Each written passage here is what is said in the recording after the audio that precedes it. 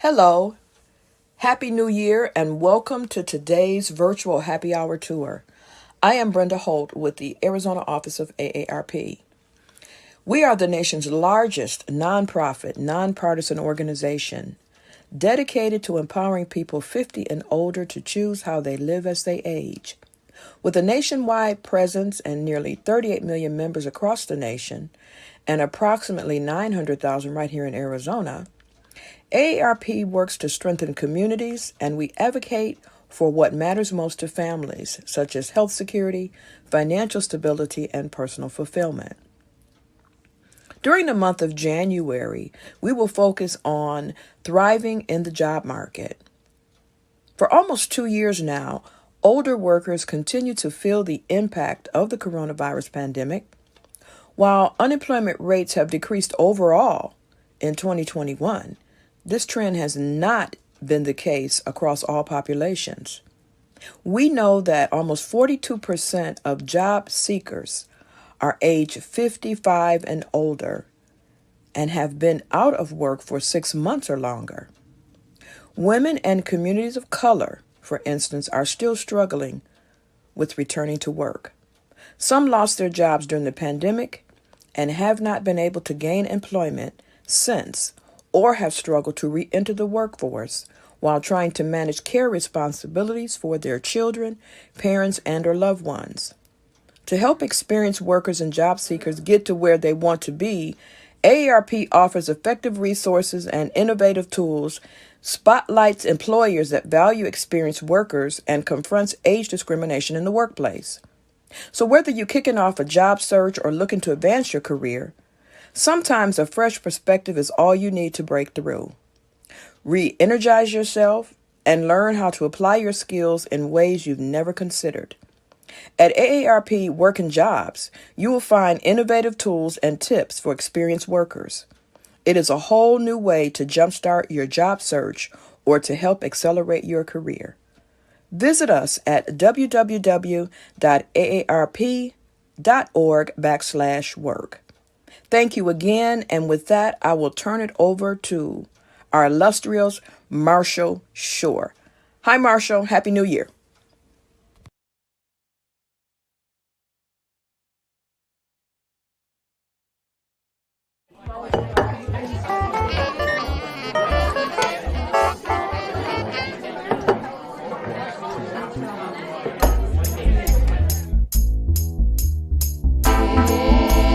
Ladies and gentlemen, non-binary folks, welcome to the show.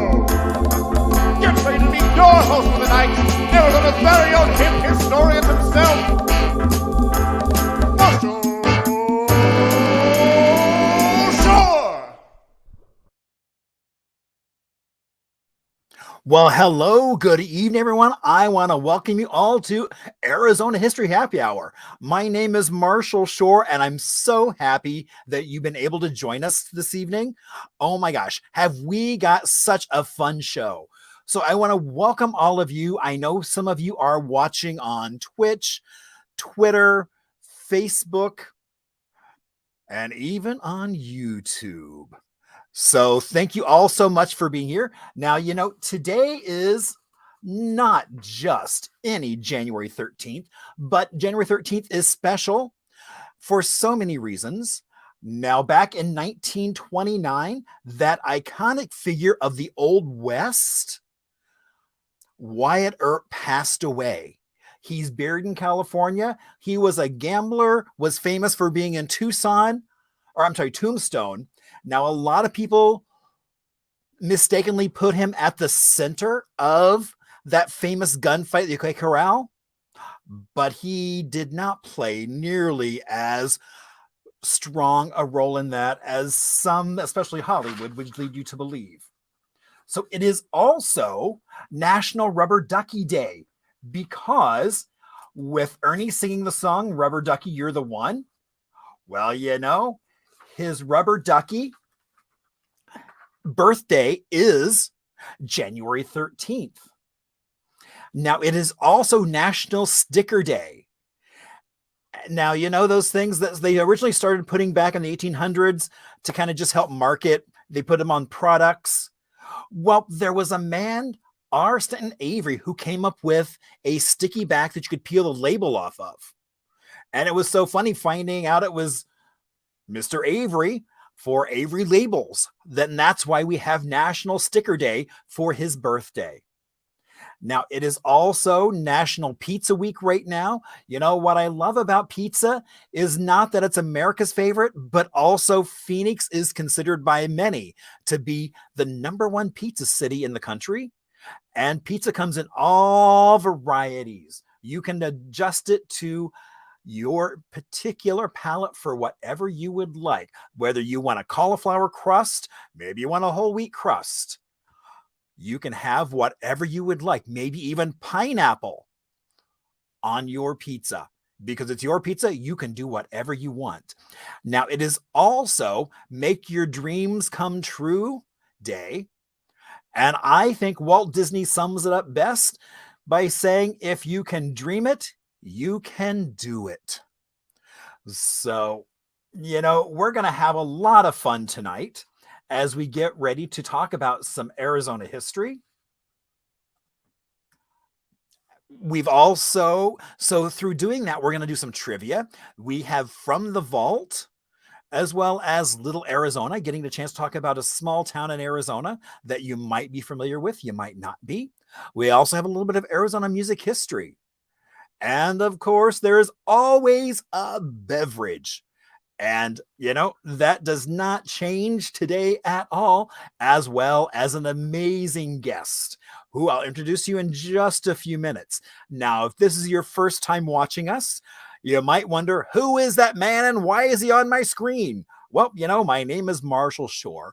I can officially say I have been here now 22 years, moved here from Brooklyn, where I was working in a Carnegie building, decided to trade what was a front yard full of snow and slush and bitterly cold wind because you can't shovel sunshine.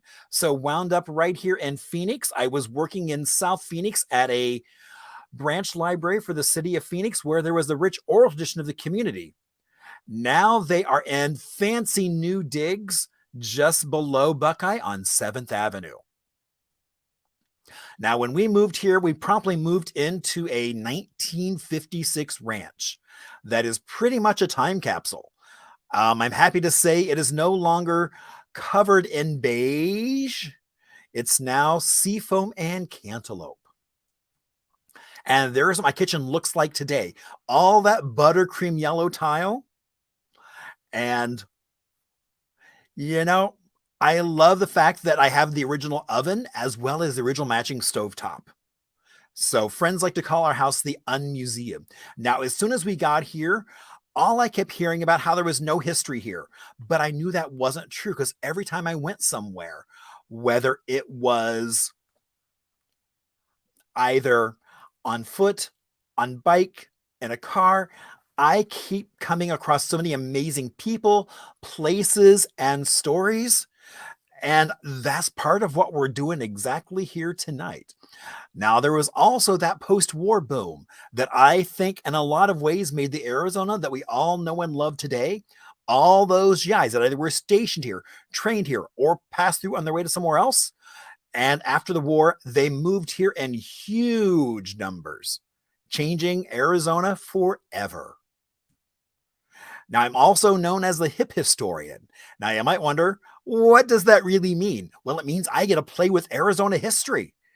So I'm actually, the end of this month, we are going to be up in Old Town Center for the Arts up in Cottonwood, a great River Rock building. That's going to be so much fun as we talk about Verde Valley film history.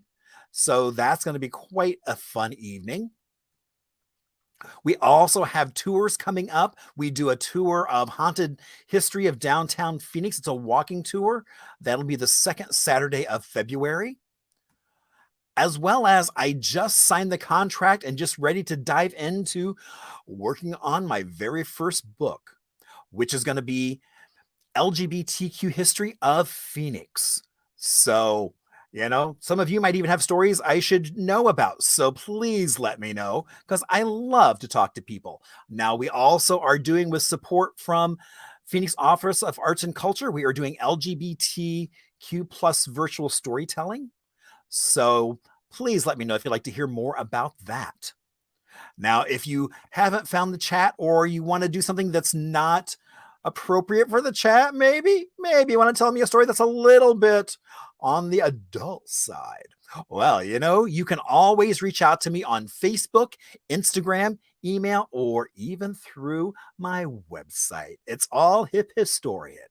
All right. So if you're watching on Facebook, I ask that you share. There's a little tiny button on the bottom that says share, because people will be amazed at how much fun we can have with Arizona history. And we want everybody to know what cool history we have. Now, first, we're going to talk about a little town right here in Arizona. Now, this town is called Lowell, Arizona. It's off in Cochise County. It was settled in 1880. It's right between Bisbee and Warren. Now, it's included as part of Bisbee now, so we don't really know how many people live there, although it's not many. But initially, it started off as a mining town as well and had quite a sizable population. And as time went on, the mine started consuming the city. And before long, there was not much left of the city. What we do have left is Erie Street. And so with Erie Street, when you walk down it, it really is like walking into a Twilight Zone episode. It's just like something, suddenly all the residents are gone. Now you can no longer go see a movie at the show house at the movie palace, but you can't even buy gas for 22 cents a gallon like they used to be able to do. But what you can do is go visit the Bisbee Breakfast Club. Now, it is kept in this condition by a slew of volunteers who just want to share their passion for keeping Lowell, this little tiny street that time has forgotten.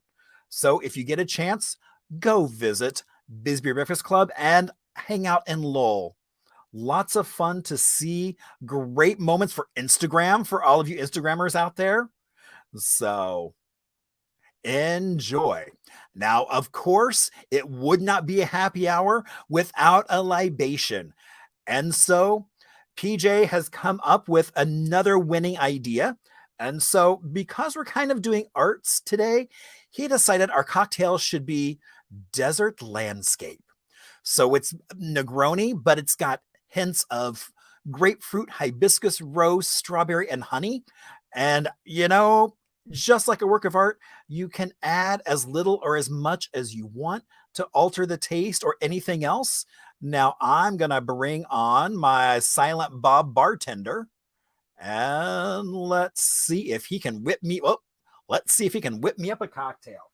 Now, I love that PJ packages them in so easy. So I don't have to muddle with all those other ingredients to make a lovely desert landscape. My gosh, look at that color.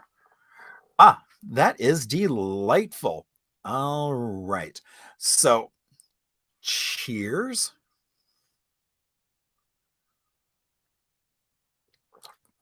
Oh, that's nice. You got hints of, wow, you can really taste the Negroni and then a bunch of kind of other stuff off in the background. That's really quite delightful. Oh my gosh. All right. So, from here, we get to move on to bring on a very special guest. Hello, Scott. Marshall, what a shock to see you. Oh my gosh. And what's that on your head? Oh.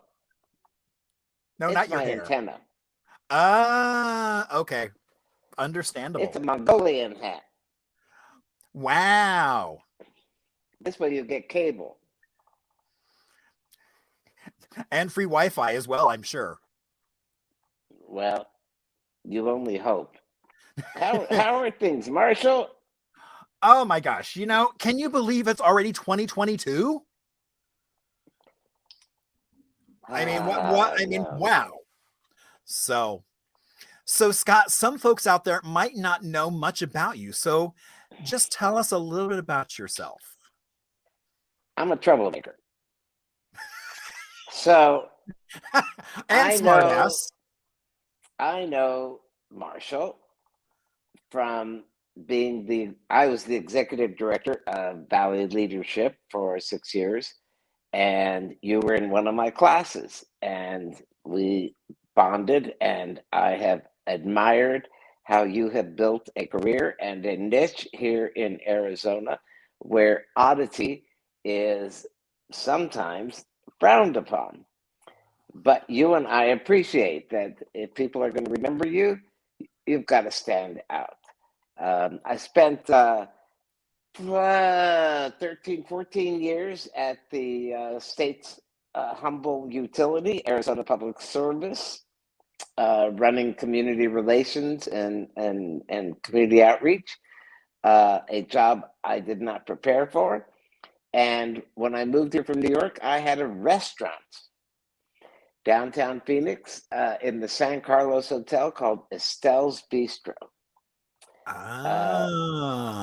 Which was a great, great, great opportunity and experience for me. I certainly know that the restaurant business is the toughest business there is, I think. And I've been consulting with nonprofits and working on issues close to my heart. And recently, I've been the interim director for a nonprofit called HEAL International, which actually prepares young public health students to be leaders. And it couldn't be more opportune than now that we're all dealing with the pandemic. Indeed. And let us not forget that we are in Arizona. Maricopa County ranks second in the nation for new cases of COVID. Wow. Yeah, that's you can take that however you want, but it's definitely an issue. Anyway, as you know, I've been very lucky, privileged, fortunate here in Arizona to play a role in a lot of different things, especially having to do with arts and culture. Indeed. And so I know we have a little bit of trivia coming up.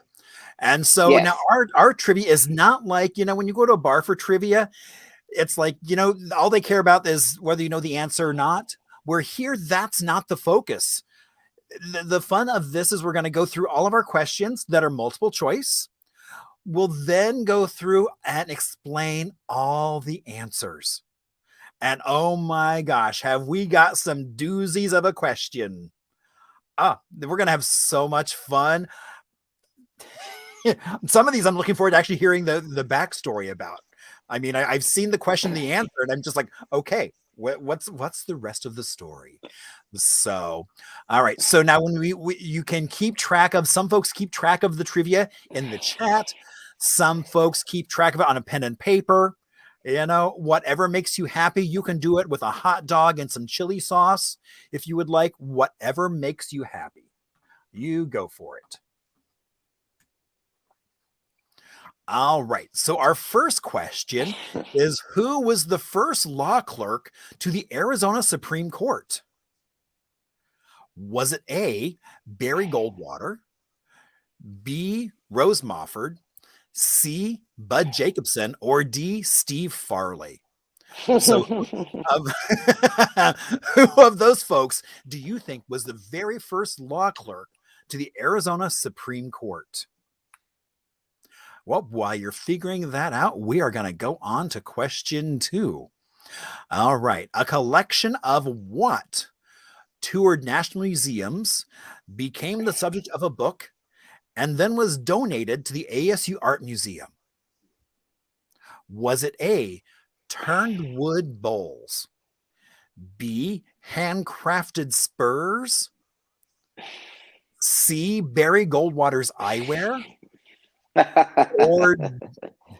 or D, medical patient created textiles? See, lots of good options there. So, but only one of those options is right. All right. So, question 3. What young artist had an early solo exhibit at the Phoenix Art Museum? Was it A, Georgia O'Keeffe, B, George Quaintance, C, Edward Gorey, or D, Don Bacardi? So, one of those early in their career had a solo exhibit at the Phoenix Art Museum. All right. So, question 4.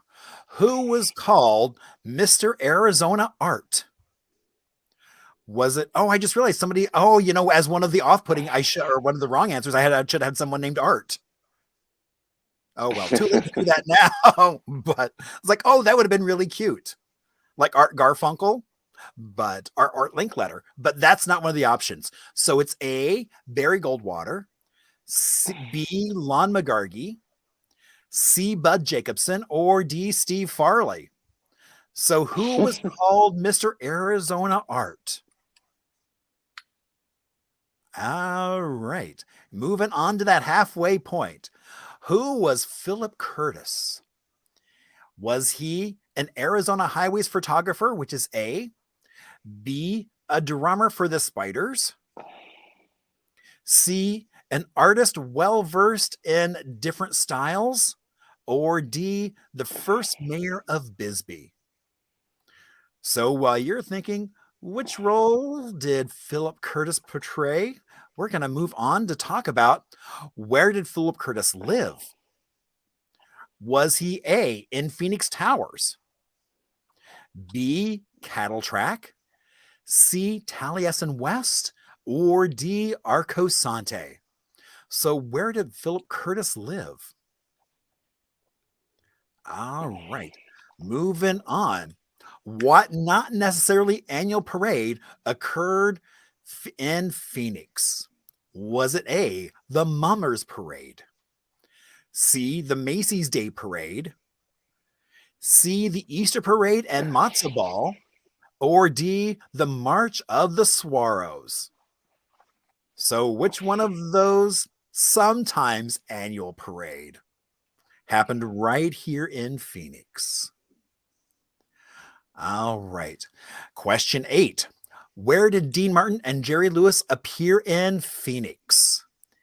A, Oscar Taylor's, B, the Wrigley Mansion, C, the Playboy Club, or D, the Greyhound Park? So which one of those places did Dean Martin and Jerry Lewis show up together? All right. Question 9. What company advertised selling electric blankets to a Navajo Indian in the 1950s? A, Phelps Dodge, B, SRP, C, APS, or D, Sears and Roebuck? So who advertised selling electric blankets to Navajo Indians? All right. Question 10. What Hollywood actor and art collector was friends with Bud Jacobson? Was it A, Steven Spielberg, B, Leonardo DiCaprio, C, Vincent Price, or D, Bela Lugosi? All right. So, we normally would end here, but you know what? Tonight we have a bonus question, which is, what famous composer, lyricist workshopped a musical revival right here in Phoenix? Was it A, Alan Menken, B, Leonard Bernstein, C, Adolph Green, or D, Stephen Sondheim? All right. So while you're trying to think who could have been here doing a workshopping, a revival of their musical, we are going to go on and do a little bit of Arizona music history. So we are going to talk about Nadine Jensen. So now Nadine began classical piano lessons at the age of 4. She then went on to take trumpet lessons. As a college student, she won a radio contest that led her kind of on a national tour. She got a chance to go to New York and Chicago as a featured act. And then she moved to Phoenix in the 50s and played at the Pomp Room, which must have, I mean, she must have been good friends with Rusty Warren because they were playing in the same place. Now, Nadine's talent was she would be playing piano, and suddenly she would reach over, grab her flugelhorn with her hand, and play the piano and flugelhorn at the exact same time. Oh my gosh, that would have been an amazing thing to see. She went on to play other venues across the valley, like the Westward Ho, Del Webb's Townhouse. But she became famous for her jam sessions at the Hermosa Inn, that many people still talk about as legendary.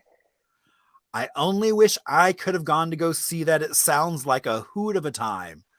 And so luckily you can still find Nadine Jensen's records as well as CDs around. And so, all right. So who is ready for some answers? All right. So question 1, who was the first law clerk to the Arizona Supreme Court? And it was C. Bud Jacobson, which probably shouldn't have been a shock to anyone since Scott's last name is Jacobson. But, so tell us a little bit about Bud. You could spend all day talking about the amazing Bud. I believe that. But he was truly a force of nature and he went to U of A law school and then became the first clerk of the newly formed Supreme Court. So the picture there is signed by the 3 justices. He was the 5th lawyer hired at Snell and Wilmer law firm, where he stayed for his entire life. And he was an arts collector.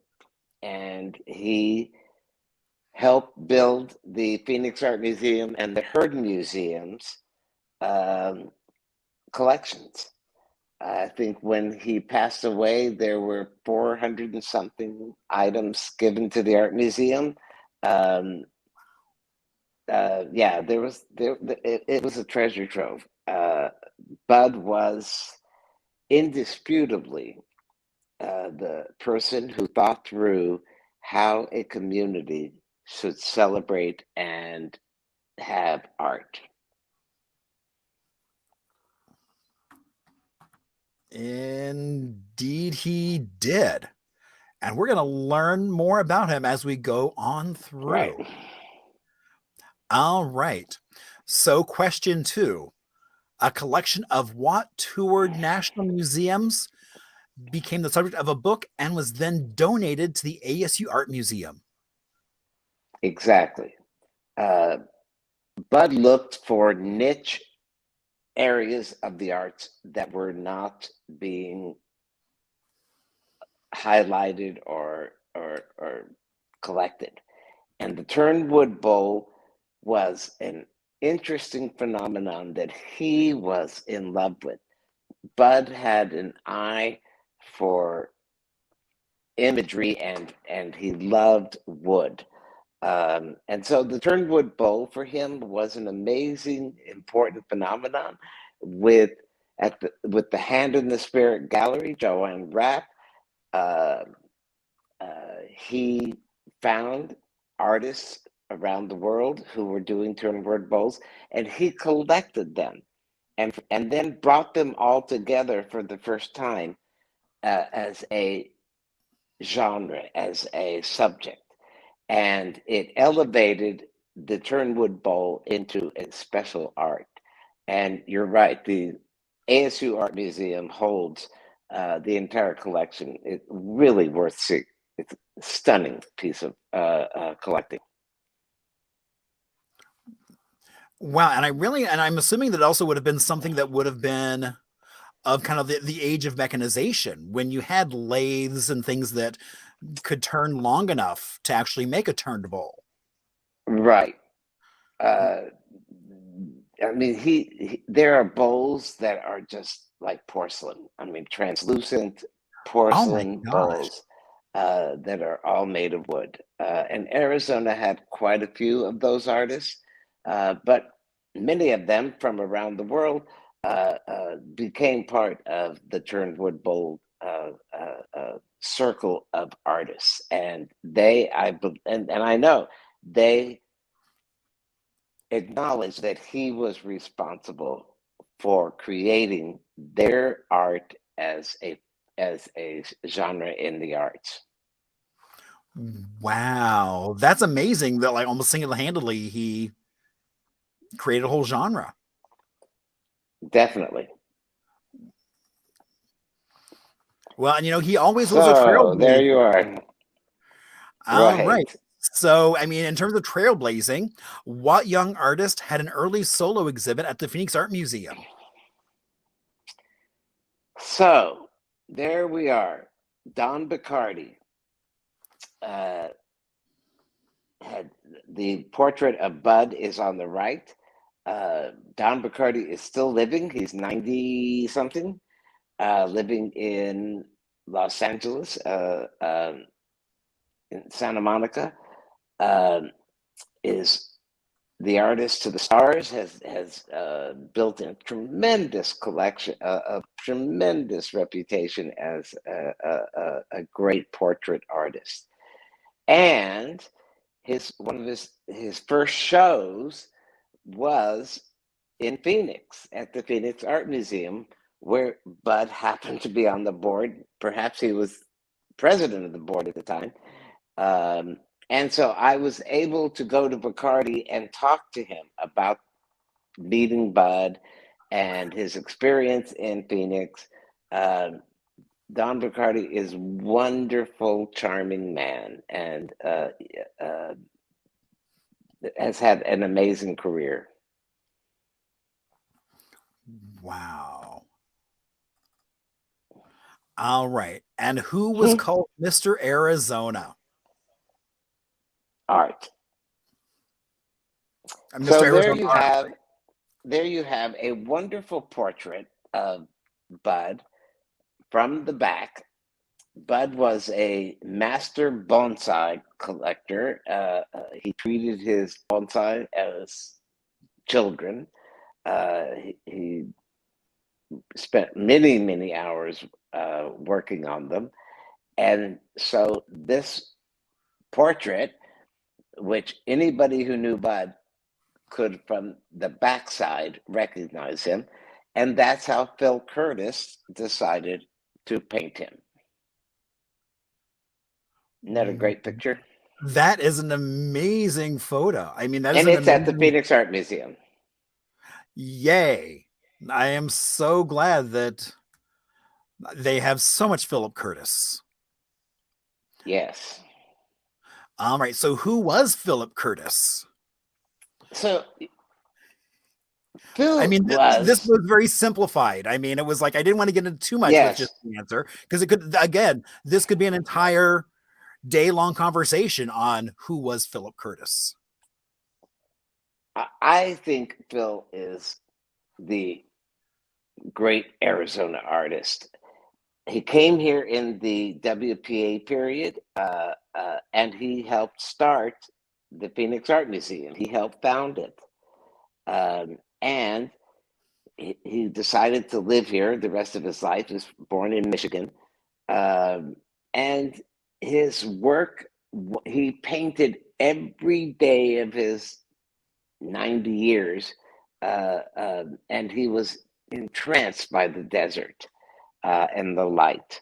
And so he really helped take the imagery of Arizona into sort of the surreal landscape. And it was one of the truly finest artists that the state has ever housed or been home to. And he, well, I know it's one of your questions, where he lived. But Cattle Track was the home of a number of artists. Janie Ellis and the Ellis family developed Cattle Track, and other artists like Fritz Shoulder all lived and died at Cattle Track and were taken care of and nurtured for their work all their lives. Indeed. And so, well, you've already given away the answer for. Yes, sorry. Nope, no worries at all. So, where did Philip Curtis live? And Alex already gave it away as well, because he was a neighbor to Philip Curtis over on Cattle Track. Ah, what a great, fortunate place to live. Oh my gosh, I can't imagine hanging out there. And I mean, and it's still going strong today. I mean, lots of folks Definitely. still there. And they're still doing events. I just saw, I had a friend who was doing kind of family friendly vaudeville Ah, there just a few days ago. And I was like, dang, I wish I would have known. I would have gone to go see him. Janie Ellis is one of the great impresarios of our time. Oh my God. And I talk about a force to be reckoned with. That would be Janie as well. Yes, absolutely. She's Brilliant. She is. And I mean, and constantly doing things, even with all those dogs. Yes, even with all those dogs. All right. Look at there. Oh my gosh. So question 7. What not necessarily annual parade occurred in Phoenix? The Easter Parade in Matsuval. Oh my gosh, it was so much fun. And there you have the llamas that led the parade, owned by Megan Mosby, who's head of Liberty Wildlife. Great people. We had 400 to 500 people at every parade. And the idea was really started by Estelle Spiros and Bruce McDonald and I when we had the restaurant. The first one was on Palm Lane in Canto. And we had the governor, the mayor, the city council. It was amazing, the array of people who wanted to participate. But you had to wear a hat. And we had hat making parties for the month prior. So the children and their parents could all gather in neighborhoods and make bonnets or whatever they wanted to wear.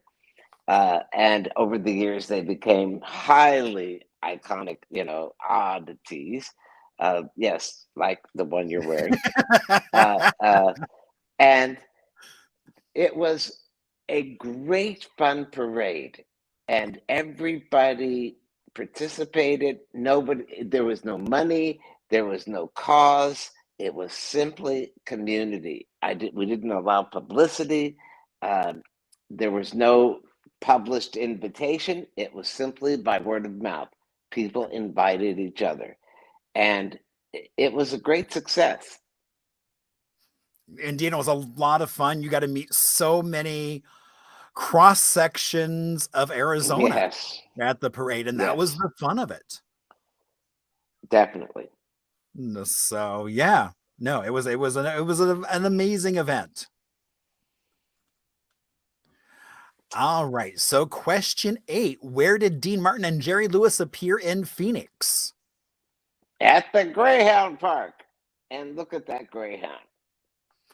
Indeed, all decked out in his little warm-up suit. Dean or Jerry? Oh, I see. Yes.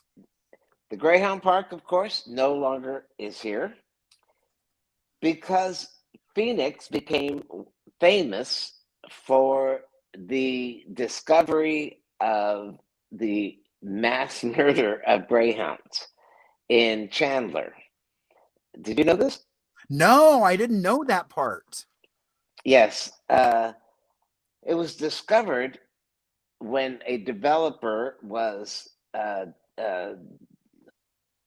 taking tractors to land in Chandler many years ago, and they discovered mass graves of greyhounds. And it turned out that the kennels, after a greyhound would lose certain number of races, they were euthanizing them. And it gave rise to the entire rescue of greyhounds across the country and caused the eventual closing of all greyhound parks. The last one was in Florida, and it actually was the first one in like the 1940s that had opened. And so yes, Phoenix played an odd role in the life of greyhounds. I myself have had 5 greyhounds over the last 25 years rescued, and they're amazing dogs. Indeed. So, and I'm assuming that they were here because they were filming a movie called Three Ring Circus at the fairground. Right. That's exactly right. There you go. So yeah, because it's like as soon as I saw it, I was like, oh wait a minute, that would have, and they were famous for not getting along at that point. So, well, one of them should have been rescued. all right. So, what company advertised selling electric blankets to a Navajo Indian in the 50s? So this is a purloined item by me in the historic files of the utility. I found a treasure trove of photographs from the 40s, 50s, 60s, both just corporate photographs and advertising. And in those days, systemic racism was cataloged and chronicled. And that photograph is an ad showing an APS lineman or employee selling an electric blanket to a Navajo Indian where there was no electricity. The irony of that picture shocking. has always been one of my favorites. That is just astounding. And you know that many corporations had those historic files, and Phelps Dodge, SRP, they all had those. And I guarantee you they have all hidden them or destroyed them. You know, I mean, it's like, for me, it's always a double-edged sword. I mean, it's like, because, you know, at some point, I wish they didn't destroy it, but just of course, because they I mean, should. like, they should not destroy, but just being able to take a look. People should have access to that now that we're more aware and the consciousness is greater. So why, allow history to speak? But these are very complicated, convoluted issues in our society, not unlike the destruction of Confederate statuary in cities. So it takes on a whole other aspect. But there's some wonderful imagery in those photographs. Wow. Yeah. All right. Question 10. What Hollywood actor and art collector was friends with Bud Jacobson? So Vincent Price wrote the preface to this book, which if anybody is interested in a copy of it, I have 3 or 4 available. You do? Yes. If Can one anybody would please earmark one with my name on it? consider that your ear is marked. All right. Vincent Price wrote a 2-page wonderful preface about collecting art and about Bud. And yes, they were friends. Price was a tremendous art collector, and their paths had crossed over the years through the gallery world and museums. So they knew each other for probably 25 years. Wow. And I also know Vincent Price was a big foodie as well. and would come Yes, to Scottsdale for the Colony Festival and be a judge. that's right. It's exactly right. He loved Phoenix. He loved Scottsdale, and the book of American art drawings uh, is really terrific. It has some great pieces of art, all of which are at the Art Museum. There you see Milton Avery, Paul Cadmus, Isabel Bishop. Oh, I was wondering. Uh, I wasn't sure. I was like, it looked like Paul's work, but I wasn't sure. And I'm assuming we've from got the turn of the century, from like 1904. wow. Yes, it's very early drawing. Uh, Pedro Freeberg, the Milton Avery, and Fritz Shoulder. I was gonna say, Uh, and then it's like, and I was like, assuming that's Fritz Shoulder. yes, and And Bud then had that became friends with that all these Calder on the artists. cover, Yes, had me. I mean, oh my it's a gosh, wonderful drawing. yeah. Yeah. So if anybody would like, I, I have a couple available, and so I would you should get in touch with Marshall and let him know that you're interested. And we can make that happen. Oh my gosh. See, there's a Oh, bonus to watching this program. see, you never know. Sometimes there's actually a prize. All right. So now we have our bonus question. So, what famous composer lyricist workshopped a musical revival right here in Phoenix? Oh my goodness. One of the proudest and dearest moments of my life was helping to stage and well, bring and stage to Phoenix the workshop of Merrily We Roll Along. And so the whole purpose was that local artists, local actors could have the opportunity to work with Sondheim. And they did. Wow. So the party, the last night end of show party, I hosted at my house, and the elegant, wonderful Sondheim signed a poster to me saying that that I threw a great party, and of course now that is one of the great treasures of my existence. I am so proud to have that.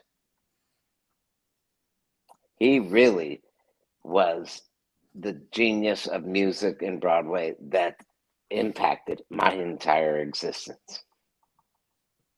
And he died on my birthday. Oh my gosh. Anyway, We won't go I down that path. right. I am ever a huge admirer of Stephen Sondheim. So pretty cool stuff. Indeed. So I always like to ask people how they did on the quiz. Just because, so it's like, we've had 10 questions plus a bonus question. I know some of you have been keeping score, so just wondering how you did. But I always love to say, we're all winners because it doesn't matter how many you got right or wrong, but look at the stories that we learned. That's right. Maybe you hadn't heard of Cattle Track, or for Alex, he's like, oh my gosh, he now wants to reconnect with Janie. I'm like, oh, Alex, we can make that happen. Let's go out to lunch with Janie. That would be fun. I haven't seen her in a while, so that would be a fun way to spend the afternoon. Well, wear a mask. Of course.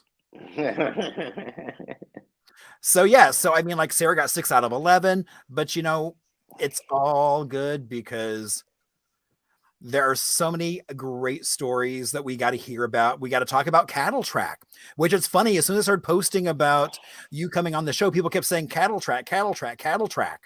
So, Wow. Well, yeah, you should do a whole show on Cattle Track. I should actually talk to Janie about being on. That would be a hoot. Absolutely. So, Well, this has been great fun, and I got all the answers right. oh my gosh, wow. Congratulations. Thank you. That's the first exam I've taken in which I succeeded. So, Scott, I truly want to say I appreciate you sharing Bud with us, some of the stories about Bud, some of your own personal stories.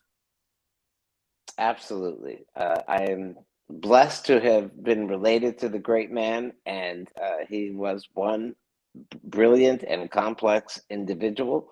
And I have gained a tremendous knowledge of Arizona behind the scenes, having been with Bud for being a friend of Bud's for many years. So Well, I can only there's many imagine. more stories to tell.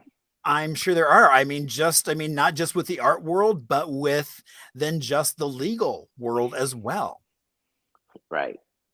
Absolutely. So, all right, Scott. Well, have a great rest of your night. I look forward to Thank having you. lunch with you soon, so we can catch up. Absolutely. And I will bring you your American art book. Yay, very The good. American drawings. And I have a friend and I see Sarah wants one as well, so we will make that happen. Okay. So, all right, Good Scott. night, Have all. a great good night. Thank you. Okay. Thank you. Oh my gosh. Let's give a huge round of applause for Scott. That was so much fun. Oh my gosh. So our next segment is from the vault. And so what we're going to talk about is kind of things that, it's kind of like might be in plain sight, might not be. But I was lucky enough to get a chance to spend some time with the Arizona State Library archives. And so since we were talking about art, it was like when Stephanie and I were just kind of pulling through things, we pulled out this one wall, and on it was some art from Lon McGargy, and that A1 had commissioned from Lon. And so he took paintings of his and adapted them a little bit for A1, which when you would buy beer, you would then be able to get a poster. And so they had all four that were done. So you have the Cowboy Dream. Oh, and actually, let's see if we can make that bigger because it's real. Oh, actually, we can because we can do that. Oh, so yeah. So you've got the one on the left-hand corner. That was the first and most famous. And so that was Cowboy's Dream. Originally, it was called Sleeping Cowboy.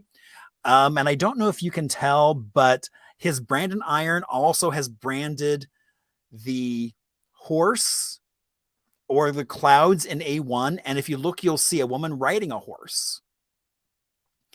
And so each one of them has A1 that he's introduced into a work of art that already existed. You've got Black Bart or the Barber, and all kinds of, there's like a poster saying Black Bart is wanted. So the one on the lower left hand was called the Dude Lady, and it was the least popular of all of them. And then they also had then another one called the Quartet. Now, as we were going through these, we also found another one. And so I come to find out this one was done for A1, but was never released. There seems to be maybe debate in terms of just they didn't do it anymore, or Lon felt it was a little too risque. And so it was never released. So, but you can still find these around. So I love the fact that the museum just kind of had them on a wall. And so we were able to take a look at them. And they were in the original frame that has that rope around it. So there we have a little bit of Lon McGargy's history. Now you'll see why you should share on Facebook, because look at all the great stuff we just went through. So next week we get a chance to talk about, next week we have Eric Berg, who is an Arizona wine historian. And so we're going to learn all about some Arizona wine and some of the history of it, which I was shocked to find out. I thought I knew more than I did, and I was wrong. And so That is right here next Thursday, 7 o'clock. So look forward to seeing you all here. Now, if you always have questions, I love to hear from you. If you have stories, comments, something you would like to share, please throw them out either in the chat or through social media, either email or whatever. Now, I always love to give a shout out to Chris and Cole, who did that amazing video to kick off the show, as well as PJ, who we have created about 60 plus cocktails with. Our outro this evening is going to be, so I was trying to think of something that was kind of art and, and matzo ball and everything kind of rolled into one. And so our outro is going to be the balloon parade from 1964. It was a 1-year parade where they had balloons on pallets running through downtown Phoenix. So I will see you next Thursday, 7 o'clock, with some wine history and so much more fun. Have a great night, and I will see you next week.